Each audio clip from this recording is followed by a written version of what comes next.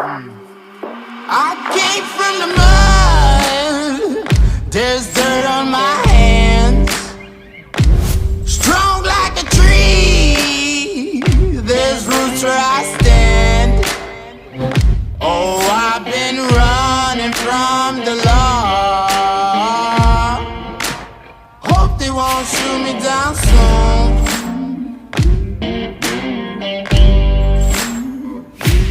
They sing on a sleepless night. Try to catch me howling at the moon.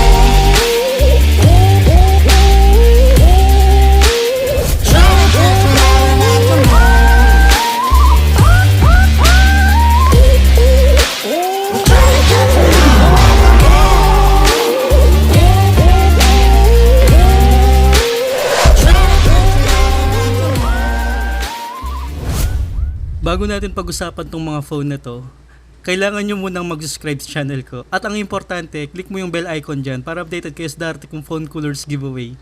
Hindi lang isa, hindi lang dalawa, hindi lang tatlo, hindi lang apat, hindi lang lima, hindi lang anim, hindi lang pito. So parang walo yung mga bibigay kong phone coolers or giveaways natin sa mga susunod na araw. So subscribe ka muna at click mo yung bell icon. Mag-upload ako ng mga videos para sa mechanics. So balik tayo sa comparison video. Babalak ba kayong bumili ng phone?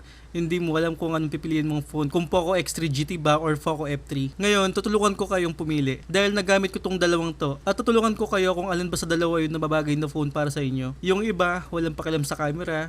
Yung iba naman walang pakialam sa display. So iba-iba tayo ng gusto. Pero sa video na to, sigurado makakapag-decide kayo ng maayos. Mag-umpisa tayo sa presyo.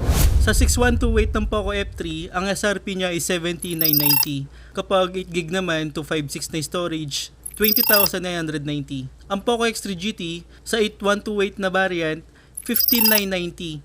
Sa 8256, 17,990. Price difference is 2K lang. Pero sa RAM ng Poco X3 GT, makakuha ka agad ng 8GB of RAM sa 120GB of storage na variant. Kumpara mo sa Poco F3 na 6GB lang yung RAM nito. Price at RAM, panalo agad yung Poco X3 GT. Pero, slightly difference lang naman yung 8GB of RAM sa 6GB of RAM. Which is maganda talaga sa multitask yung 8GB of RAM. Pero minsan hindi mo malalaman yung difference ng 6GB of RAM sa 8GB of RAM. Kung normal user ka lang, nagre-relay yan talaga sa bilis ng chipset o processor. Sa display naman, panalo tong Poco F3. Obvious naman dito. Dahil naka-AMOLED display yung Poco F3 versus IPS display ng Poco X3 GT. Mas malinaw yung Poco F3. Mas maganda yung video toolbox nito, lalo na may MEMC features to na wala sa ibang phone o ibang Xiaomi phone. Nagpapa-smooth lalo sa mga videos na pinapanood mo. Sobrang satisfied ako sa display ng Poco F3. No doubt sa section na to na panalo yung Poco F3 dito. Pero ang Poco X3 GT kahit IPS siya, maganda pa rin yung kulay at medyo vibrant compare mo sa ibang IPS. At meron din silang parehong 120Hz refresh rate. Ang lamang dito ni Poco X3 GT, yung protection niya sa display. Dahil naka-Corning Gorilla Victus siya. Unlike kay Poco F3,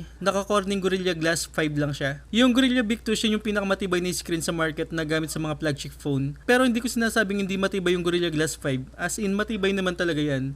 Pero advanced yung protection ni Poco X3 GT rito kumpara mo kay Poco F3. Pero yung display o nilalabas na colors mas lamang talaga si Poco F3. About naman sa back design, prefer ko yung X3 GT dahil yung sa square design niya, yung placement ng camera. Itong part na to para sa akin lang to. Iba-iba kasi tayo ng gusto. Kayo yung mamimili kung anong trip yung design. Pero yung Poco F3, naka-Gorilla Glass din yung back niya. Kumpara mo kay X3 GT na plastic yung back niya. At may pareho silang dual speakers pero mas magandang speaker ni Poco F3. Nagbabibrate kasi yung likod ni Poco X3 GT dahil plastic yung design ng back niya. Medyo annoying sa ibang users na nagbabibrate yung likod ng phone while playing music o while playing games. Ako medyo ayaw ko yung nagbabibrate yung likod ng phone. So panalo sa part na to yung Poco F3 dahil sa glass back design niya at hindi siya nagbabibrate. Pero mas prefer ko yung camera design ni Poco X3 GT. Processor, sino ba yung pinakamabilis sa kanila?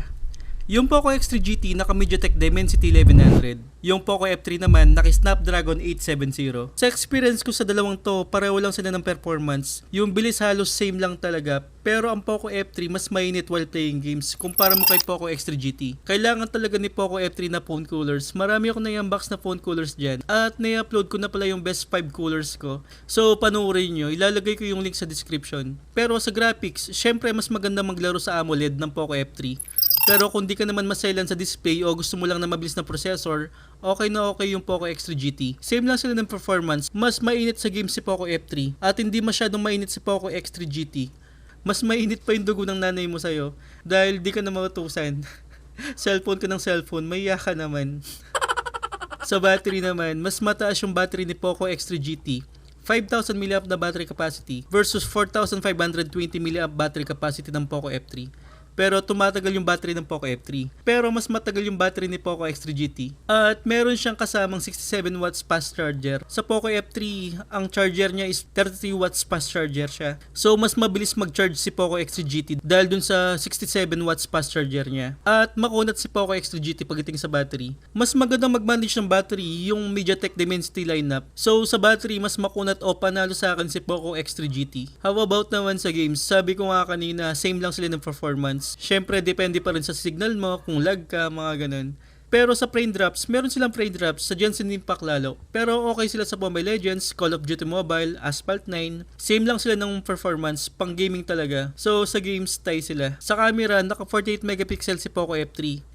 At si Poco X3 GT naman, 64 megapixel na camera. Pero mas prefer ko yung camera ni Poco F3. Isang advantage din siguro yung AMOLED na nakikita sa screen. Pero kapag sa upload, gusto ko yung camera ni Poco F3. Pati sa front-facing camera, mas gusto ko si Poco F3. Mas malinaw siya, tapos mas maganda yung labas ng image. Sa design, halos same lang sila, pero feel ko yung Poco F3, mas premium yung design niya dahil sa Gorilla back glass niya over sa Poco X3 na plastic back yung design. Dahil may punch hole silang pareho, pero mas malit yung punch hole ni Poco F3. Medyo malaki yung punch hole ni Poco X3 GT. Kung hindi nyo pa napapanood yung unboxing videos ko sa dalawang to, maglalagay na lang ako ng link sa description. So, ito yung final thoughts ko dito. Kailangan mo ba ng magandang display, tapos magandang camera? Premium yung quality ng design. Sa Poco F3 ka. Ang cons ng Poco F3, medyo naginit sa games, pero hindi naman siya ganun kainit kumpara mo sa ibang phone. Pero kapag kulang yung budget mo sa Poco F3, kailangan mo lang ng gaming phone, matagal yung battery life, okay na okay yung Poco X3 GT para sa'yo. Sa bandang huli, ikaw din yung mag-decide dyan at depende pa rin sa abot ng budget mo. Halos pareho silang maganda pero sulit talaga yung Poco X3 GT. Pero sa display wise, sa Poco F3 ako. So decide kayo. Sana nakatulong ako sa inyo. Magkita tayo sa giveaways videos natin. Thank you for watching. This Paul Tech TV.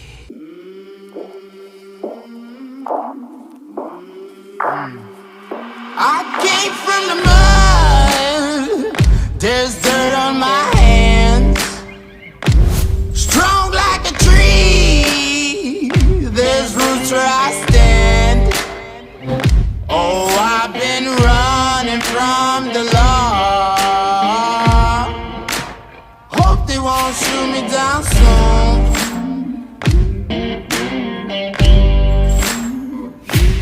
They sing on a sleepless night. Try to catch me howling at the moon.